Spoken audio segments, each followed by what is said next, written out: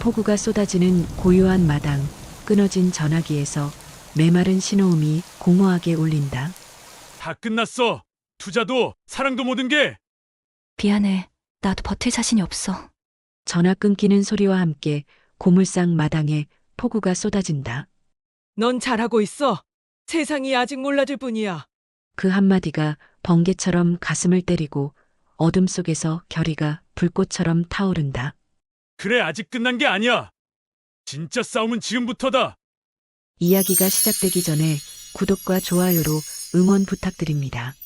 새벽 5시 반 서울 도봉구 골목 끝자락에 자리한 고물상 앞마당에서 철제문이 삐걱거리며 열립니다. 아직 어둠이 완전히 거치지 않은 이른 아침, 박진우가 한 손으로는 녹슨 자물쇠를 풀고 다른 한 손으로는 하품을 참으며 하루를 시작합니다. 34살의 그에게 이런 새벽은 이미 일상이 된 지 오래였습니다. 차가운 공기가 폐 속으로 스며들면서 진우는 정신이 또렷해지는 것을 느꼈습니다. 고물상 마당 한쪽에는 높이 쌓인 고철 더미들이 아침 햇살을 받아 차가운 빛을 반사하고 있었습니다. 알루미늄 캔들이 바람에 달그락거리는 소리와 함께 철판들이 서로 부딪히며 내는 둔탁한 소음이 고물장만의 독특한 아침 교향곡을 연주했습니다. 오늘도 새벽부터 고철값이 떨어졌네. 진우는 스마트폰 화면을 들여다보며 작은 한숨을 내쉽니다. 국제 철강 시세를 확인하는 것은 그의 하루 첫 번째 루틴이었습니다. 어제보다 킬로그램당 10원이 더 떨어진 가격을 보며 진우는 이마를 찌푸렸습니다. 이런 식으로는 한 달 수익이 또 줄어들 것이 뻔했습니다. 하지만 그는 곧 고개를 흔들며 부정적인 생각을 떨쳐냈습니다. 지금의 어려움이 영원할 것은 아니라는 걸 알고 있었기 때문입니다. 낡은 중고 트럭 앞에 선 진우는 트럭의 녹슨 부분을 손으로 쓰다듬었습니다. 10년도 넘은 이 트럭은 그의 든든한 동반자였습니다.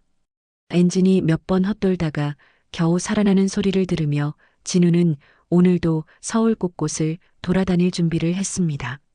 트럭 조수석에는 두꺼운 수첩 하나가 놓여 있었습니다.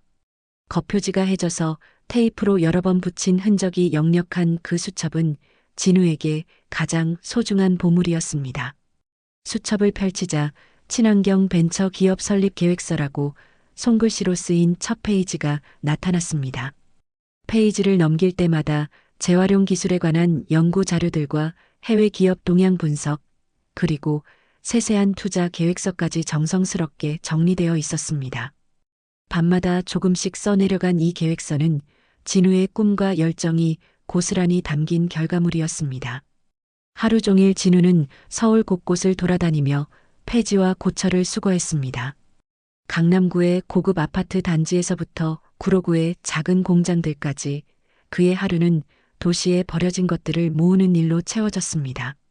아파트 재활용품 수거함에서 알루미늄 캔을 분류할 때 진우의 눈에는 다른 사람들이 보지 못하는 것들이 보였습니다. 단순한 쓰레기가 아니라 새로운 가치를 만들어낼 수 있는 귀중한 자원들이었습니다. 점심시간에 진우는 트럭 안에서 어머니가 싸준 김밥을 먹으며 수첩을 다시 펼쳤습니다. 인공지능 기술을 활용한 재활용 자동 분류 시스템에 대한 아이디어를 다시 한번 검토했습니다. 현재의 수작업 분류 방식으로는 효율성에 한계가 있다는 것을 누구보다 잘 알고 있었습니다. 그래서 그는 기술을 통해 이 문제를 해결하고 싶었습니다.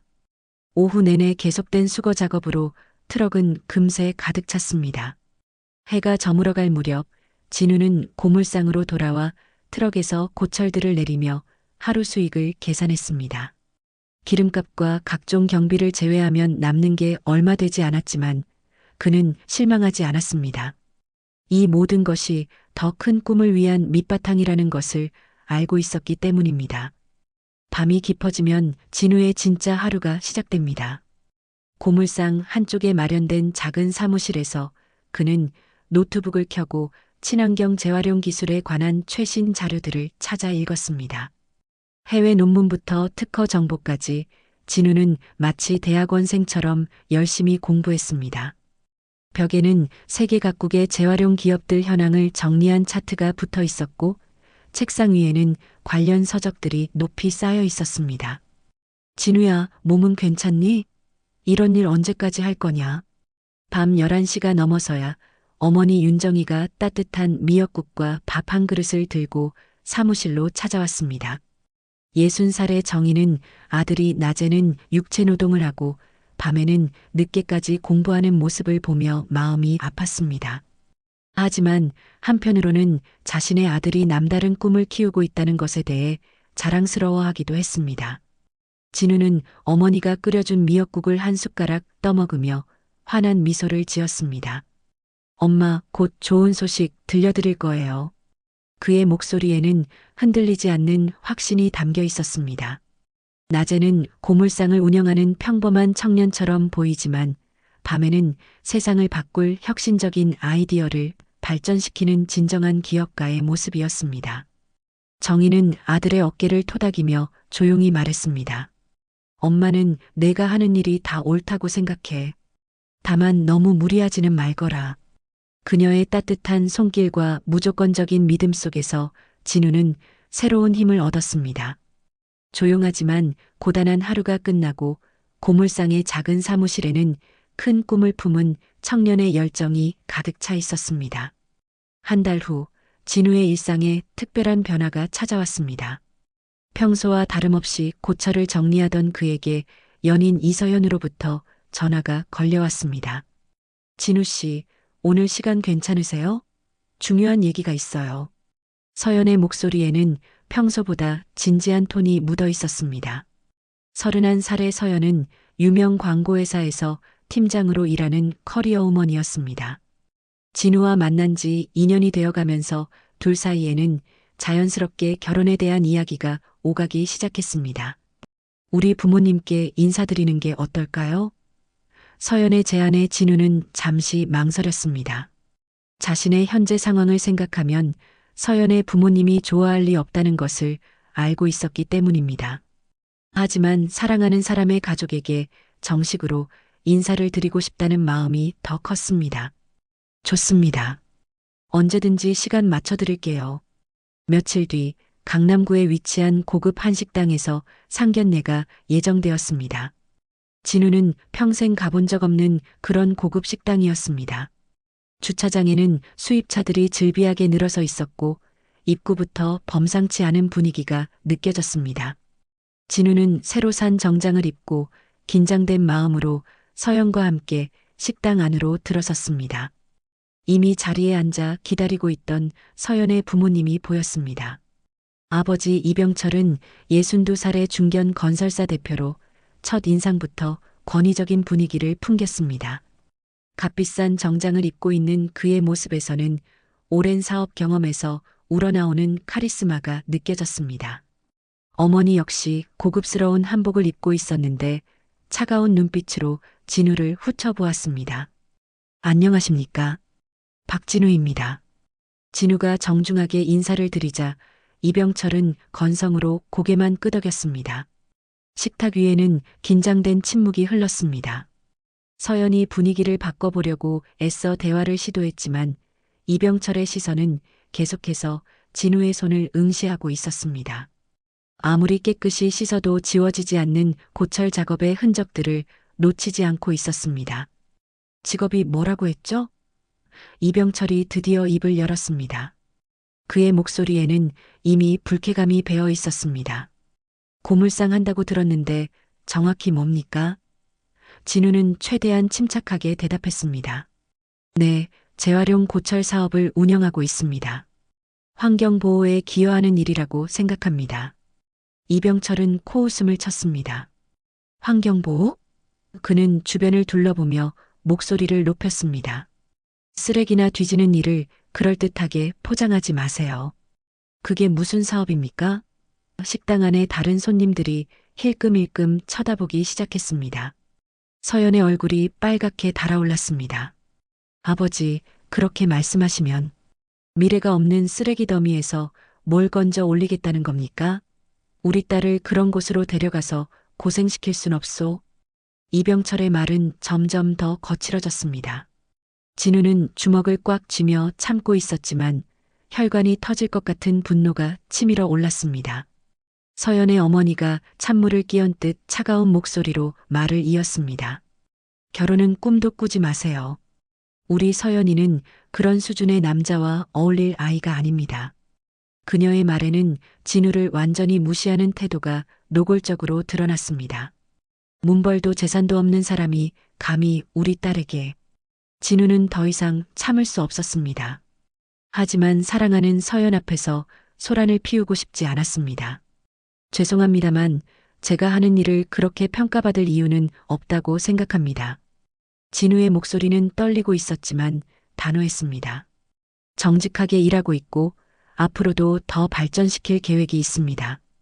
이병철은 비웃으며 일어섰습니다. 계획이요? 쓰레기 더미에서 무슨 계획을 세운다는 겁니까? 그는 지갑에서 명함을 꺼내며 테이블에 던지듯 놓았습니다. 이것 좀 보세요. 제가 지금까지 쌓아온 것들이 뭔지 아시겠습니까? 우리 딸은 이런 수준의 남자와 살아야 할 이유가 없습니다. 서연이 울먹이며 아버지를 말렸습니다. 아버지, 너무하세요. 진우 씨는 정말 좋은 분이에요. 하지만 이병철은 딸의 말을 완전히 무시했습니다. 좋은 사람이면 다냐? 현실을 봐라, 서연아. 사랑만으로는 살 수 없어. 식당 안의 분위기는 얼어붙었습니다. 다른 테이블의 손님들까지 모두 이쪽을 주목하고 있었습니다. 진우는 치밀어 오르는 분노와 모멸감을 애써 삼키며 자리에서 일어났습니다. 오늘은 이만 실례하겠습니다. 그의 목소리는 차분했지만 내면의 상처는 깊었습니다. 서연이 진우의 팔을 붙잡으려 했지만 진우는 고개를 저었습니다. 괜찮습니다, 서연 씨. 시간이 필요할 것 같아요. 그는 정중하게 인사를 하고 식당을 나섰습니다. 뒤에서 이병철 부부의 차가운 웃음소리가 들려왔습니다. 밖으로 나온 진우는 주차장에서 한참을 서 있었습니다. 내 꿈이 쓰레기라니. 그의 가슴속에는 분노와 절망이 뒤섞여 있었습니다. 하지만 동시에 이상한 각오도 생겨났습니다. 언젠가는 저들이 틀렸다는 것을 보여주겠다는 다짐이었습니다. 그날 밤 상견례는 완전한 파국으로 끝났고 결혼 이야기는 물거품이 되어버렸습니다. 상견례에서 돌아온 그날 밤 진우는 고물상 마당에 홀로 앉아 있었습니다. 차가운 가을바람이 쌓여있는 고철들 사이로 스며들며 을씨년스러운 소리를 냈습니다. 이병철의 차가운 말들이 계속해서 머릿속을 맴돌았습니다. 미래가 없는 쓰레기 더미, 우리 딸을 고생시킬 순 없소라는 말들이 마치 날카로운 칼날처럼 가슴을 찔렀습니다. 어머니 윤정이가 따뜻한 차 한 잔을 들고 진우 옆에 조용히 앉았습니다. 아들의 굳어진 표정을 보며 정희는 무슨 일이 있었는지 짐작할 수 있었습니다. 진우야, 오늘 일이 어땠니? 정희의 목소리는 평소보다 더욱 부드러웠습니다. 진우는 한참 동안 말없이 차만 마시다가 천천히 입을 열었습니다. 엄마, 서연이 부모님이 저를 완전히 무시하더라고요. 진우의 목소리에는 깊은 상처가 묻어 있었습니다. 제가 하는 일을 쓰레기 더미라고 하시면서 미래가 없다고 하셨어요. 정희는 아들의 손을 꽉 잡으며 눈물을 글썽였습니다. 자신의 아들이 이렇게 상처받는 모습을 보는 것이 가장 힘들었습니다. 진우야, 이렇게까지 해야 하니? 포기하면 안 되겠니? 정희의 말에는 아들을 향한 안타까움이 가득했습니다. 하지만 진우는 고개를 저었습니다. 엄마, 이제 시작이에요. 정말로 시작이라고요. 진우의 눈빛에는 오히려 전에 없던 결연함이 타오르고 있었습니다. 진우는 자리에서 일어나 사무실로 향했습니다. 책상 서랍 깊숙한 곳에서 두꺼운 파일 하나를 꺼냈습니다. 그 파일에는 지난 2년 동안 그가 밤마다 준비해온 진짜 계획이 들어 있었습니다. 재활용 인공지능 자동 분류 기술과 친환경 소재 개발에 관한 상세한 연구 자료들이었습니다. 단순히 꿈만 꾸고 있었던 것이 아니라 실제로 실현 가능한 구체적인 계획들이었습니다. 파일을 펼치자 해외 투자사와 주고받은 이메일들이 나왔습니다. 스위스의 친환경 기술 투자 펀드, 독일의 재활용 기술 전문 기업, 일본의 환경보호재단까지 진우는 이미 여러 해외 기관들과 비공식적인 접촉을 해왔습니다. 그들은 진우의 기술 아이디어에 상당한 관심을 보였고 일부는 투자 의향서까지 보내왔습니다. 그 중에서도 가장 눈에 띄는 것은 스위스 그린테크 인베스트먼트와 체결한 양해각서였습니다. 진우의 재활용 자동 분류 기술이 실용화될 경우 초기 투자금으로 5억 원을 지원하겠다는 내용이었습니다. 또한 기술이 검증되면 추가로 50억 원까지 투자할 수 있다는 조건부 계약서도 포함되어 있었습니다. 정희는 아들이 꺼낸 서류들을 보며 놀라움을 감추지 못했습니다. 진우야, 이게 다 뭐니? 진우는 환한 미소를 지으며 어머니에게 설명했습니다. 엄마, 제가 지난 2년 동안 준비해온 거예요. 단순히 고물상만 하고 있었던 게 아니라 미래를 준비하고 있었던 거죠. 진우는 노트북을 켜서 자신이 개발한 프로토타입 프로그램을 보여주었습니다. 화면에는 복잡한 알고리즘과 데이터 분석 결과들이 나타났습니다. 이건 인공지능을 이용해서 재활용품을 자동으로 분류하는 시스템이에요. 현재 수작업으로 하는 분류 작업을 완전 자동화할 수 있습니다. 정희는 아들이 설명하는 내용을 이해하기는 어려웠지만 그의 열정만큼은 확실히 느낄 수 있었습니다. 그리고 이건 재활용 플라스틱을 이용해서 새로운 친환경 소재를 만드는 기술이에요. 진우는 다른 파일을 펼치며 계속 설명했습니다. 기존 플라스틱보다 강도는 더 높으면서도 자연분해가 가능한 소재를 개발했어요. 이미 실험실 테스트도 완료했고요. 진우는 다음날 새벽부터 본격적으로 움직이기 시작했습니다. 먼저 서울시청 환경정책과를 찾아가 친환경 벤처기업 설립 신고서를 제출했습니다. 담당 공무원은 진우의 사업계획서를 보며 깜짝 놀라는 표정을 지었습니다.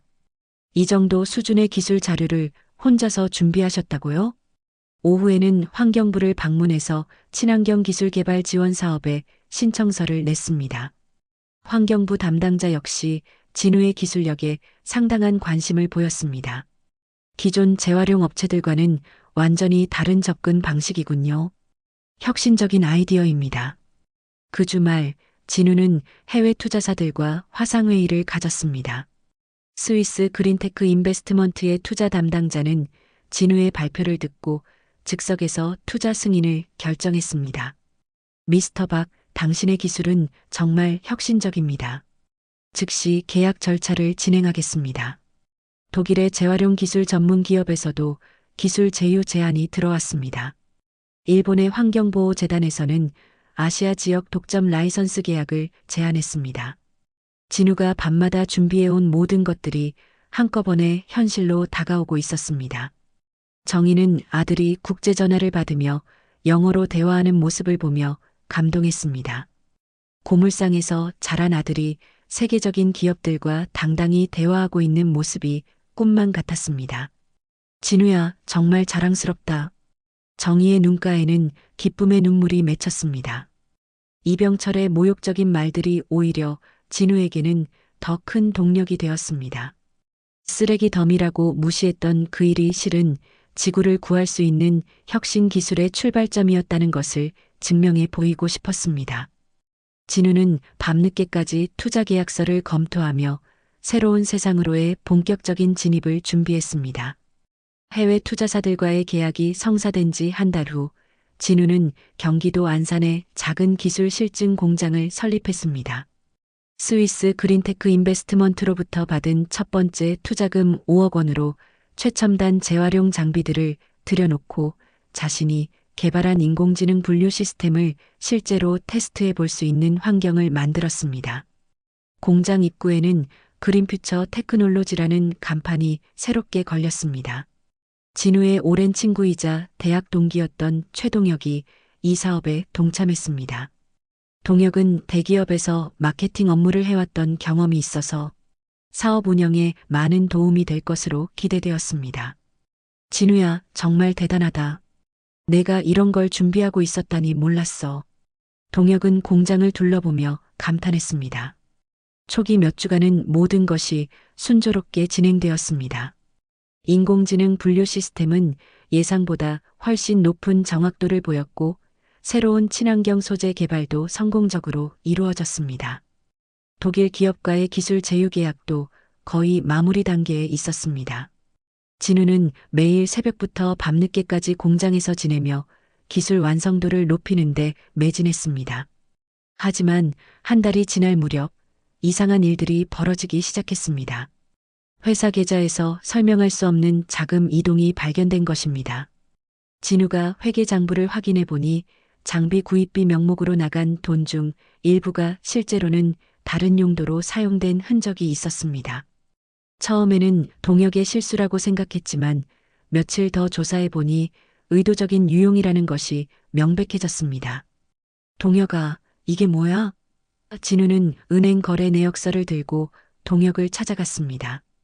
2천만 원이라는 적지 않은 금액이 동혁의 개인 계좌로 이체되어 있었습니다. 동혁은 처음에는 시치미를 뗐지만 증거를 들이밀자 결국 인정할 수밖에 없었습니다. 진우야, 미안해. 급한 일이 있어서 잠깐 빌린 거야. 곧 갚을 생각이었어. 잠깐 빌렸다고? 허락도 없이? 진우는 믿을 수 없다는 표정으로 동혁을 바라봤습니다. 우리가 얼마나 힘들게 이 자금을 마련했는지 알잖아. 해외 투자사들이 얼마나 신중하게 검토해서 투자해 준 건지도 알고 있으면서 진우의 목소리는 분노로 떨리고 있었습니다. 동혁은 변명을 늘어놓기 시작했습니다. 아니야, 진우야. 내가 개인적으로 급한 일이 있었어. 아내가 병원에 입원하게 되면서 갑자기 목돈이 필요했단 말이야. 다음 달 투자금이 들어오면 바로 갚을 생각이었다고. 하지만 진우는 동혁의 말을 믿지 않았습니다.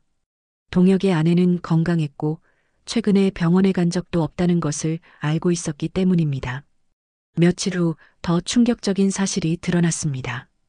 동혁이 빼돌린 돈으로 주식 투자를 했다가 큰 손실을 본 것입니다. 그는 회사 돈으로 개인적인 투기를 했던 것이었습니다. 동혁아, 왜 그랬어? 우리 함께 꿈꾸던 회사였잖아. 진우는 절망적인 목소리로 물었습니다. 동혁은 이제 더 이상 미안해하는 기색도 없었습니다. 오히려 차가운 시선으로 진우를 바라보며 말했습니다. 꿈은 꿈일 뿐이야, 진우야. 현실을 봐. 이런 작은 회사가 언제까지 갈 것 같아? 난 내 몫을 미리 챙긴 것뿐이야. 동혁의 말에는 진우에 대한 배신감과 냉소가 드러나 있었습니다. 내 몫이라고? 이게 내 몫이야? 진우는 주먹을 불끈 쥐었습니다. 우리가 함께 만들어가려던 회사였는데 투자자들이 우리를 믿고 맡겨준 소중한 자금인데. 하지만 동혁은 이미 마음을 돌린 상태였습니다. 진우야, 넌 너무 순진해.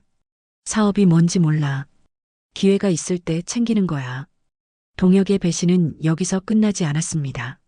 며칠 후 한 온라인 경제 매체에 무허가 고물상, 해외 투자금 유용 의혹이라는 자극적인 제목의 기사가 게재되었습니다. 기사에는 진우의 회사가 투자금을 부정하게 사용했다는 근거 없는 의혹들이 담겨 있었습니다. 취재원은 익명으로 처리되어 있었지만 진우는 동혁이 언론에 제보했다는 것을 직감할 수 있었습니다. 기사가 나간 후 연쇄 반응이 시작되었습니다. 다른 언론사들도 앞다투어 비슷한 내용의 기사들을 쏟아냈습니다. 벤처 사기극 의혹, 고물상 출신 사업가의 거짓 투자 유치 등 자극적인 헤드라인들이 포털 사이트 메인을 장식했습니다. 대부분은 사실 확인도 제대로 하지 않은 추측성 기사들이었지만 여론은 이미 진우에게 불리하게 돌아가고 있었습니다. 이병철은 이런 기사들을 보며 냉소적으로 웃었습니다. 강남구 자택의 서재에서 신문을 펼쳐든 그는 아내에게 말했습니다. 봐라, 내가 뭘 했나? 고물상 출신이 무슨 대단한 사업을 한다고 했더니 결국 이 모양이네. 아내 역시 고개를 끄덕이며 맞장구를 쳤습니다. 다행히 우리 서연이가 그 사람과 결혼하지 않아서 천만다행이에요. 해외 투자사들도 이런 언론 보도를 접하고 우려를 표명하기 시작했습니다. 스위스 그린테크 인베스트먼트에서는 긴급 화상회의를 요청해 왔습니다. 미스터 박, 한국 언론에 나온 기사들이 사실입니까? 투자금 유용 의혹에 대해 명확한 해명이 필요합니다. 투자사의 목소리에는 분명한 경계심이 느껴졌습니다. 진우는 필사적으로 해명했습니다. 그건 사실이 아닙니다. 동업자가 개인적으로 유용한 것이고 저는 피해자입니다. 하지만 투자사들은 쉽게 납득하지 않았습니다. 결국 독일 기업과의 기술 제휴 계약이 무산되었습니다. 일본 환경보호재단에서도 계약 보류 통보가 왔습니다. 진우가 그토록 힘들게 쌓아온 모든 것들이 하루아침에 무너져 내리고 있었습니다. 사업과 명예가 동시에 위기에 빠진 상황에서 진우는 완전히 벼랑 끝으로 몰렸습니다. 언론 보도가 나간 지 일주일 만에 진우의 세상은 완전히 뒤바뀌었습니다. 스위스 그린테크 인베스트먼트에서 공식적으로 투자 철회 통보가 왔습니다. 투자금 관리의 투명성에 대한 의구심이 해소되지 않는 한 더 이상의 투자는 불가능합니다라는 차가운 내용의 이메일이었습니다. 이어서 독일과 일본의 파트너사들도 줄줄이 계약 취소 의사를 밝혀왔습니다. 진우는 안산 공장에서 밤을 새우며 투자사들에게 해명 자료를 작성했습니다. 동역의 배신과 언론의 왜곡 보도에 대한 객관적인 증거들을 정리해서 보냈지만 이미 신뢰가 깨진 상황에서는 아무런 소용이 없었습니다. 해외 투자사들은 한국의 복잡한 내부 사정보다는 언론에 나온 표면적인 정보를 더 신뢰했습니다. 가장 치명적인 타격은 공장 가동 중단이었습니다. 투자금이 끊기면서 직원들 월급을 지급할 수 없게 되었고 장비 임대료와 공장 운영비를 감당할 수 없었습니다. 진우가 그토록 공들여 만든 인공지능 분류 시스템도 전원이 꺼진 채 멈춰 서 있었습니다. 불과 한 달 전만 해도 미래의 희망으로 가득했던 공장이 이제는 텅 빈 창고처럼 을씨년스러웠습니다. 더욱 절망적인 것은 개인적인 관계마저 무너지기 시작한 것입니다. 서연으로부터 만나자는 연락이 왔습니다. 강남구의 한 카페에서 만난 서연의 표정은 평소와 달리 어둡고 무거웠습니다. 진우는 서연이 자신에게 실망했다는 것을 직감할 수 있었습니다. 진우 씨, 언론에 나온 기사들이 정말 사실이 아니에요? 서연의 목소리에는 간절함이 묻어 있었습니다. 그녀 역시 진우를 믿고 싶었지만 주변의 압박과 언론 보도 때문에 혼란스러워하고 있었습니다. 진우는 차근차근 설명했습니다. 서연 씨, 저는 피해자예요. 동혁이가 배신한 거고 언론이 사실을 왜곡한 거예요. 하지만 서연은 고개를 저었습니다. 진우 씨, 저도 믿고 싶어요. 정말로요. 하지만 그녀의 목소리가 떨리기 시작했습니다. 아버지가 회사에 압력을 넣으셨어요. 저까지 연루되면 제 커리어도 끝난다고 하시면서 회사에서도 이 문제와 거리를 두라고 경고를 받았어요. 서연의 눈가에 눈물이 맺혔습니다. 진우 씨, 미안해요. 정말 죄송해요. 하지만 내가 감당할 수 없는 싸움이에요. 저희 가족도 생각해야 하고 제 일도 지켜야 하는데. 그녀의 말은 진우에게 마지막 일격이었습니다. 사랑하는 사람마저 자신을 떠나간다는 현실이 받아들여지지 않았습니다. 그래도 서연 씨는 내 편일 줄 알았는데. 진우의 목소리는 떨리고 있었습니다. 그동안 모든 어려움을 견딜 수 있었던 것은 서연이 자신을 믿어준다고 생각했기 때문이었습니다. 하지만 이제 그 마지막 버팀목마저 사라진 것입니다. 서연은 울먹이며 자리에서 일어났습니다. 진우 씨, 정말 미안해요. 언젠가 이 모든 게 해결되면 그때 다시. 하지만 그녀의 말은 끝까지 이어지지 않았습니다. 서연은 고개를 숙인 채 카페를 떠났고 진우는 홀로 남겨졌습니다. 그날 밤 진우는 텅 빈 안산 공장으로 돌아왔습니다. 며칠 전까지만 해도 기계들이 돌아가며 활기찼던 공간이 이제는 죽음처럼 조용했습니다. 진우는 공장 마당 한 구석에 쌓인 고철 더미 앞에 주저앉았습니다. 마치 도봉구 고물상에서의 출발점으로 다시 돌아온 것 같았습니다. 비가 내리기 시작했습니다. 가을 장마가 시작된 것입니다. 차가운 빗방울이 진우의 어깨와 머리를 적시며 내렸지만 그는 움직이지 않았습니다. 내가 틀린 걸까? 다 버리고 평범하게 살았어야 했나? 진우의 마음속에는 깊은 회의감이 자리 잡고 있었습니다. 모든 것이 무너진 지금 진우는 자신이 걸어온 길이 정말 옳았는지 의문이 들었습니다. 이병철의 말이 맞았던 것일까요? 고물상 출신이 감히 큰 꿈을 꿔서는 안 되는 것일까요? 해외 투자사들도 떠나고 사랑하는 사람도 떠나고 친구마저 배신한 상황에서 진우는 완전히 혼자가 되었습니다. 새벽 3시가 넘어서야 어머니 윤정이가 우산을 들고 공장으로 찾아왔습니다. 아들이 집에 들어오지 않자 걱정이 되어 직접 찾아온 것입니다. 빗속에서 멍하니 앉아있는 아들의 모습을 본 정희는 가슴이 미어졌습니다. 말없이 진우의 어깨에 우산을 씌워주고 옆에 앉았습니다. 한참의 침묵 후 정희가 조용히 입을 열었습니다. 아들아, 힘들지? 진우는 고개를 끄덕였습니다. 엄마, 저 정말 모르겠어요. 제가 잘못 생각한 건지, 너무 욕심을 부린 건지. 정희는 아들의 젖은 머리를 쓰다듬으며 말했습니다. 진우야, 넌 잘못한 게 없어. 내가 꿈꾸고 있는 일들, 엄마가 다 봤어. 밤마다 공부하고 연구하는 모습도 봤고, 해외 사람들과 영어로 전화하는 것도 들었어. 정희의 목소리는 따뜻했습니다. 너는 옳은 일을 하고 있잖니. 세상이 몰라줄 뿐이야. 세상이 몰라줄 뿐이야라는 어머니의 말이 진우의 가슴속 깊이 박혔습니다. 자신이 틀린 것이 아니라 세상이 아직 이해하지 못하는 것뿐이라는 깨달음이었습니다. 어머니의 따뜻한 손길과 무조건적인 믿음 속에서 진우는 조금씩 힘을 되찾기 시작했습니다. 엄마, 정말 제가 옳은 일을 하고 있는 거죠? 진우의 목소리에는 다시 희망이 스며들고 있었습니다. 그럼 아들아, 넌 지구를 살리려는 일을 하고 있잖니. 그보다 더 옳은 일이 어디 있겠니? 정희의 말은 진우에게 새로운 용기를 불어넣었습니다. 빗속에서 모자가 함께 앉아있는 모습은 마치 폭풍 속에서 서로를 지켜주는 두 그루 나무 같았습니다. 모든 것이 무너진 밤이었지만 어머니의 사랑과 믿음만큼은 그대로 남아있었습니다.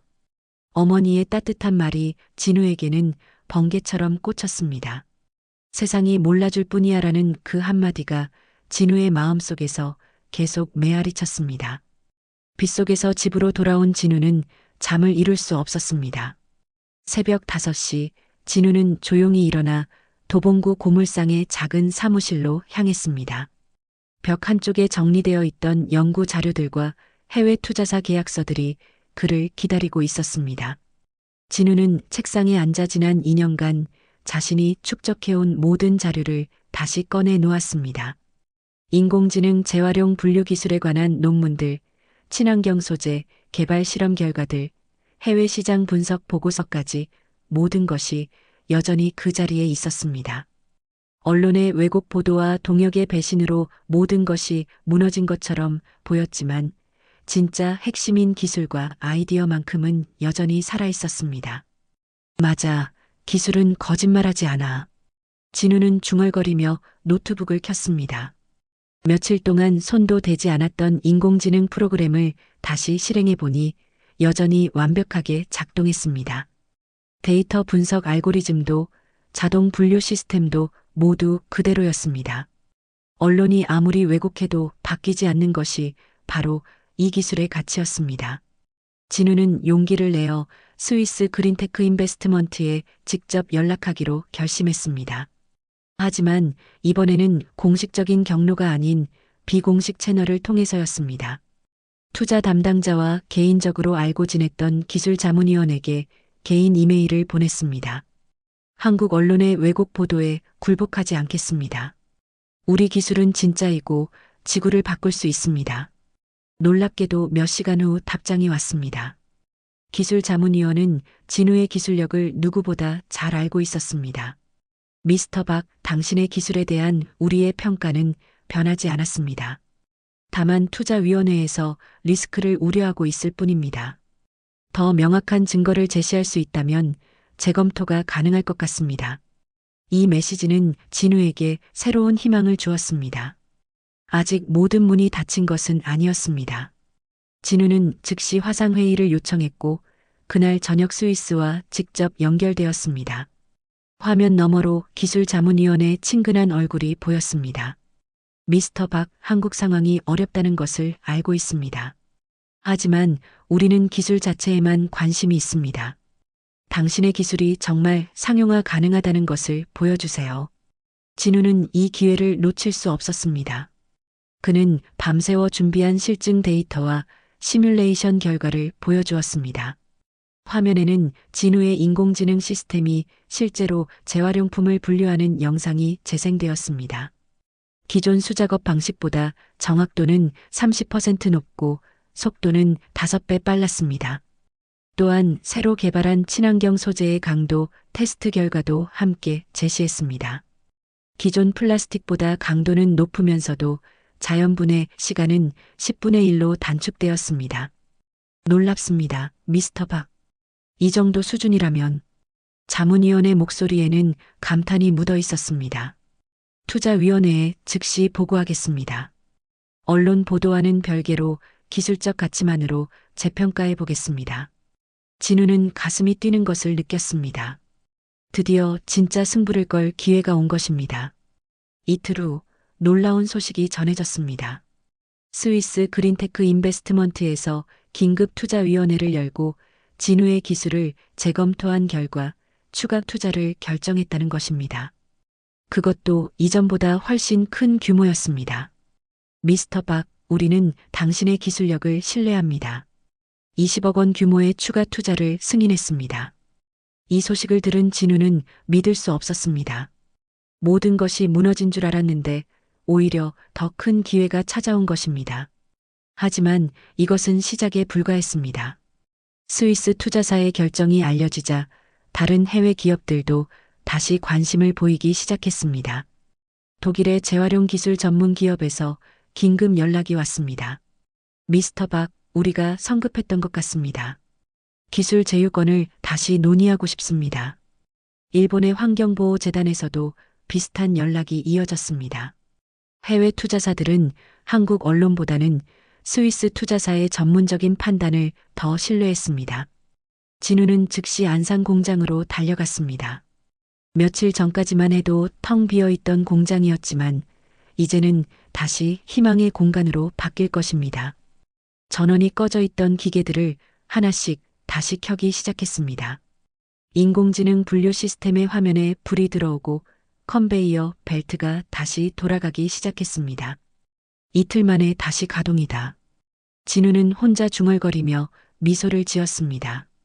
절망의 나락에서 희망의 정상으로 올라서는 데 걸린 시간이 고작 이틀이었습니다. 하지만 이것이 가능했던 것은 진우가 포기하지 않고 끝까지 자신의 기술을 믿었기 때문입니다. 어머니 윤정이도 아들의 소식을 듣고 공장으로 달려왔습니다. 다시 돌아가는 기계들을 보며 정희는 눈물을 글썽였습니다. 진우야, 역시 엄마 말이 맞았지? 세상이 몰라줬을 뿐이야. 진우는 어머니를 꽉 안으며 말했습니다. 엄마, 이제 정말 시작이에요. 진짜 시작이라고요. 그날 밤 진우는 해외 투자사들과 연속으로 화상회의를 가졌습니다. 스위스, 독일, 일본, 그리고 미국의 벤처캐피털까지 전 세계의 투자자들이 진우의 기술에 관심을 보였습니다. 한국 언론의 부정적인 보도는 오히려 해외에서 더 큰 주목을 받는 계기가 되었습니다. 미스터 박, 당신의 스토리는 정말 인상적입니다.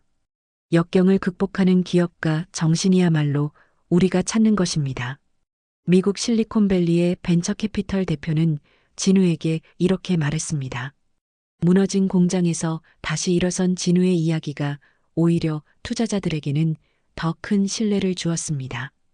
새벽 3시가 되어서야 모든 회의가 끝났습니다. 진우는 공장 마당에 나가 밤하늘을 올려다봤습니다.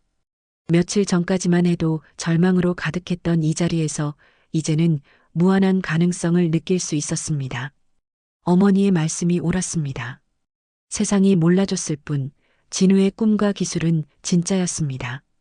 해외 투자금이 다시 들어오기 시작한 지 2달 후 진우의 그린퓨처 테크놀로지는 완전히 새로운 모습으로 거듭났습니다.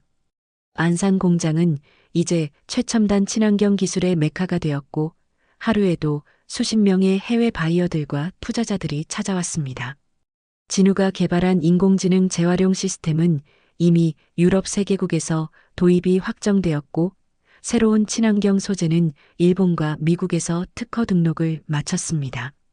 이런 성과가 알려지면서 국내 언론의 태도도 완전히 바뀌었습니다. 불과 몇 달 전 무허가 고물상 사기극이라고 보도했던 매체들이 이제는 한국형 친환경 유니콘 기업의 기적이라는 제목으로 특집 기사를 내보냈습니다. 하지만 진우는 이런 언론의 변화에 크게 개의치 않았습니다. 중요한 것은 기술 자체의 가치였기 때문입니다. 그러던 어느 날 진우에게 특별한 제안이 들어왔습니다. 서울 코엑스에서 열리는 국제환경포럼에서 기조연설을 해달라는 요청이었습니다. 이 포럼은 아시아 최대 규모의 환경기술 전시회로 전 세계 환경 분야 전문가들과 기업인들이 모이는 자리였습니다. 한국에서 이 포럼의 기조연설자로 선정되는 것은 엄청난 명예였습니다. 정말 제가 해도 될까요? 진우는 포럼 조직위원회와 통화하며 겸손하게 물었습니다. 물론입니다. 박진우 대표님. 고물상에서 시작해서 글로벌 친환경 기업으로 성장한 스토리야말로 이번 포럼의 주제인 지속 가능한 미래에 가장 적합합니다. 조직위원장의 답변에 진우는 가슴이 뛰는 것을 느꼈습니다. 포럼 당일 코엑스 그랜드 볼룸에는 500여 명의 참석자들이 모였습니다. 각국의 환경부 장관들, 글로벌 기업 최고 경영자들, 유명 학자들까지 환경 분야의 쟁쟁한 인물들이 한자리에 모인 것입니다. 진우는 무대 뒤에서 발표 자료를 마지막으로 점검하며 깊은 숨을 내쉬었습니다. 박진우 대표님, 준비되셨습니까? 사회자가 진우에게 물었습니다. 진우는 고개를 끄덕이며 무대로 향했습니다. 스포트라이트가 그를 비추고 수백 개의 시선이 그에게 집중되었습니다. 하지만 진우는 전혀 떨리지 않았습니다. 자신이 전하고 싶은 메시지가 분명했기 때문입니다. 안녕하십니까? 저는 박진우입니다. 진우의 목소리가 홀 전체에 울려 퍼졌습니다. 저는 고물상 아들입니다. 그러나 쓰레기를 금으로 바꾸는 길을 만들었습니다. 객석에서 웅성거림이 일었습니다. 대부분의 참석자들이 진우의 솔직한 자기소개에 놀라워했습니다. 진우는 자신의 이야기를 차근차근 들려주었습니다. 도봉구 고물상에서의 어린 시절, 밤마다 혼자 공부했던 재활용 기술들, 상견례에서 받았던 모욕, 동업자의 배신과 언론의 왜곡 보도까지 모든 것을 솔직하게 털어놓았습니다. 객석은 점점 조용해졌고 사람들은 진우의 이야기에 완전히 빠져들었습니다. 제가 개발한 기술을 보여드리겠습니다. 진우가 발표용 리모컨을 누르자 거대한 스크린에 인공지능 재활용 로봇 시연 영상이 재생되었습니다. 기존 수작업 방식으로는 하루 종일 걸리던 분류 작업을 단 1시간 만에 완료하는 모습이 생생하게 보였습니다. 또한 새로운 친환경 소재로 만든 제품들이 실제로 자연 분해되는 과정도 함께 상영되었습니다. 객석에서는 탄성이 터져나왔습니다. 놀랍습니다. 혁신적이군요. 여기저기서 감탄사가 들려왔습니다. 특히 유럽과 미국에서 온 환경 전문가들은 진우의 기술력에 깊은 인상을 받았습니다. 이미 자국에서 진우의 기술을 도입하기로 한 그들이었지만 직접 보니 더욱 확신이 들었습니다. 진우는 발표를 마무리하며 말했습니다. 쓰레기는 쓰레기가 아닙니다. 잘못 버려진 자원일 뿐입니다. 우리가 이 자원들을 올바르게 활용한다면 지구를 구할 수 있습니다. 제가 고물상에서 배운 것은 바로 이것이었습니다. 버려진 것들에서 새로운 가치를 찾아내는 것 말입니다. 발표가 끝나자 홀 전체에서 우레와 같은 박수가 터져나왔습니다. 기립박수가 몇 분간 계속되었고 일부 참석자들은 눈물까지 글썽였습니다. 진우의 이야기는 단순한 성공담이 아니라 인간의 의지와 꿈이 만들어낸 기적이었기 때문입니다. 객석 뒤쪽에는 예상치 못한 인물들이 앉아 있었습니다. 이병철과 그의 아내, 그리고 서영까지 진우의 발표를 듣기 위해 찾아온 것입니다. 이병철은 굳은 표정으로 진우의 발표를 들었습니다. 불과 몇 달 전 고물상 출신이라며 무시했던 그 청년이 이제는 세계적인 무대에서 수백 명의 전문가들로부터 기립박수를 받고 있었습니다. 발표가 끝난 후 진우는 수많은 사람들에게 둘러싸였습니다. 각국의 정부 관계자들과 기업 대표들이 앞다투어 협력을 제안했습니다. 유럽연합 환경정책 담당관은 미스터 박의 기술을 유럽 전역에 도입하고 싶습니다라고 말했고, 미국 환경보호청 대표는 우리와 함께 북미 시장을 개척해 보시죠라고 제안했습니다.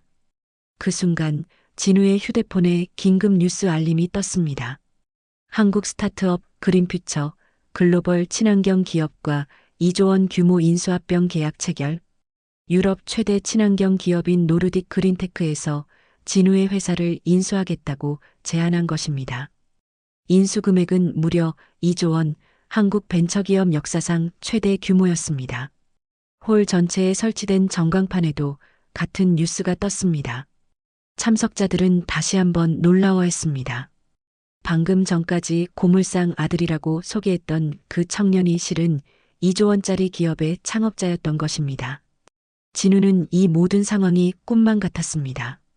불과 1년 전만 해도 상견례에서 모욕을 당했던 자신이 이제는 전 세계가 주목하는 기업가가 된 것입니다. 코엑스 국제환경포럼이 끝난 지 석 달 후 진우의 삶은 완전히 새로운 차원으로 접어들었습니다. 노르딕 그린테크와의 인수합병 계약이 정식으로 체결되면서 그린퓨처 테크놀로지는 한국 최초의 글로벌 친환경 리더 기업으로 자리매김했습니다. 도봉구의 작은 고물상은 이제 아시아 태평양 지역 본사 건물로 확장되었고, 그 옆에는 최첨단 연구개발센터가 새로 지어졌습니다. 하지만 성공 이후에도 진우가 가장 신경 쓰는 것은 여전히 기술 개발이었습니다. 그는 매일 아침 연구소에 출근해서 직접 연구원들과 함께 새로운 친환경 기술을 개발했습니다. 성공했다고 멈춰서는 안 됩니다. 지구를 구하는 일에는 끝이 없어요. 진우는 직원들에게 항상 이렇게 말했습니다. 어느 겨울날 오후 진우는 예상치 못한 방문객들을 맞이했습니다. 이병철 부부가 조심스럽게 회사를 찾아온 것입니다. 과거 상견례에서 진우를 모욕했던 그들의 모습은 많이 달라져 있었습니다. 이병철은 평소의 권위적인 태도 대신 겸손한 자세로 진우 앞에 앉았습니다. 박 대표님, 이병철이 말을 꺼내기까지 한참의 시간이 걸렸습니다. 아니, 진우 씨, 제가 정말 잘못 봤습니다. 그의 목소리에는 진심 어린 후회가 묻어 있었습니다. 그때 상견례에서 한 말들을 생각하면 지금도 부끄럽습니다. 진우 씨가 하는 일을 쓰레기 덤이라고 했던 제가 정말 어리석었습니다. 진우는 차분하게 대답했습니다. 지금 사과해 주셔서 감사합니다, 이사장님. 하지만 저는 그때의 일을 원망하지 않습니다. 오히려 더 큰 동기가 되어 주었거든요. 진우의 말에는 원한이나 복수심이 전혀 없었습니다. 성공한 후에도 그는 여전히 겸손하고 포용력 있는 사람이었습니다. 이병철의 아내도 고개를 숙이며 말했습니다. 정말 죄송합니다. 저희가 겉모습만 보고 판단했습니다. 진우 씨의 진짜 가치를 알아보지 못한 저희가 한심합니다. 그녀의 목소리에도 깊은 반성이 담겨 있었습니다. 괜찮습니다. 모든 것이 지나간 일이에요. 진우는 따뜻한 미소를 지으며 답했습니다. 중요한 것은 지금입니다. 우리 모두가 지구를 위해 할 수 있는 일들이 무엇인지 생각해 보는 것이죠. 그의 말은 이병철 부부에게 깊은 감동을 주었습니다. 성공했음에도 불구하고 여전히 더 큰 목표를 향해 나아가는 진우의 모습에서 진정한 리더십을 느낄 수 있었습니다. 그때 회의실 문이 열리며 서연이 들어왔습니다.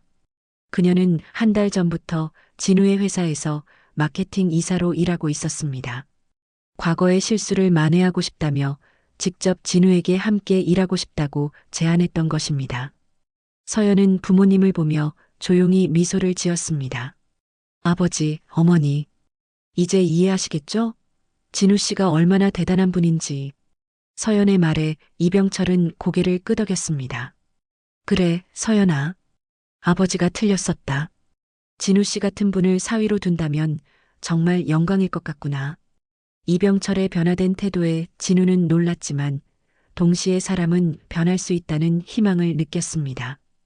해가 저물어갈 무렵 진우는 어머니 윤정희와 함께 회사 옥상 정원을 거닐었습니다. 정원 한쪽에는 재활용 소재로 만든 벤치들이 놓여 있었고 다른 쪽에는 친환경 태양광 패널들이 설치되어 있었습니다. 서울 시내가 한눈에 내려다 보이는 이곳에서 모자는 조용한 대화를 나누었습니다. 진우야, 정말 자랑스럽다. 정희는 아들의 어깨에 손을 올리며 말했습니다. 엄마가 고물상에서 내가 공부하는 모습을 봤을 때부터 알고 있었어. 언젠가는 이런 날이 올 거라고. 정희의 얼굴에는 깊은 만족감이 서려 있었습니다. 엄마 덕분이에요. 그때 비 오는 날 밤에 해주신 말씀이 없었다면 저는 포기했을 거예요. 진우는 어머니의 손을 꽂잡으며 감사의 마음을 전했습니다. 세상이 몰라줄 뿐이야라는 그 한마디가 저를 다시 일으켜 세웠어요. 저녁 무렵 진우는 서연과 함께 도봉구 고물상 자리를 다시 찾았습니다. 이제는 현대적인 본사 건물이 들어서 있지만 한쪽 구석에는 옛날 고물상의 모습을 그대로 보존해 놓은 전시 공간이 있었습니다. 녹슨 철제 문과 낡은 저울, 그리고 진우가 밤마다 공부했던 작은 책상까지 모든 것이 그대로 남아 있었습니다. 이 모든 것이 여기서 시작되었구나. 서연은 감회에 젖은 목소리로 말했습니다. 진우 씨, 미안해요. 그때 제가 포기해서. 하지만 진우는 서연의 말을 막았습니다. 괜찮아요, 서연 씨. 모든 일에는 때가 있어요. 지금이 우리에게는 가장 좋은 때인 것 같아요. 두 사람은 손을 잡고 재활용 마당을 바라보았습니다. 마당 한가운데에는 거대한 그린퓨처 로고가 설치되어 있었고 해질녘 노을이 그 로고를 황금빛으로 물들이고 있었습니다. 과거에는 단순한 고철더미였던 이곳이 이제는 지구의 미래를 바꿀 혁신의 상징이 된 것입니다. 진우는 마음속으로 중얼거렸습니다. 쓰레기 더미가 아니었다. 그것은 새로운 미래의 금광이었구나. 이병철이 무시했던 그 고물상이 실제로는 지구를 구할 수 있는 기술의 출발점이었다는 것이 증명된 것입니다. 그날 밤 진우는 전 세계 지사들과 화상회의를 가졌습니다. 유럽, 미국, 일본, 동남아시아까지 그의 기술은 이제 전 세계에서 지구 환경을 보호하는 데 기여하고 있었습니다. 우리의 진짜 싸움은 이제부터입니다. 지구를 지키는 것이 우리의 진정한 목표니까요. 진우의 말에 모든 지사 직원들이 박수를 보냈습니다. 회의가 끝난 후 진우는 옥상 정원으로 나가 밤하늘을 올려다보았습니다. 별들이 반짝이는 하늘 아래서 진우는 새로운 다짐을 했습니다. 성공은 끝이 아니라 시작이라는 것, 더 많은 사람들이 환경의 소중함을 깨닫도록 도와야 한다는 것을 말입니다.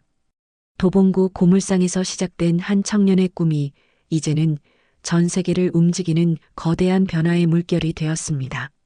버려진 것들에서 새로운 가치를 찾아내는 진우의 철학은 단순히 기업 경영을 넘어서 인생의 지혜가 되었습니다. 그리고 이 이야기는 아직 끝나지 않았습니다. 지구를 구하는 더 큰 여정이 이제 막 시작되었기 때문입니다. 오늘의 이야기는 어떠셨나요? 구독과 좋아요로 응원 부탁드립니다. 행복한 하루 되세요.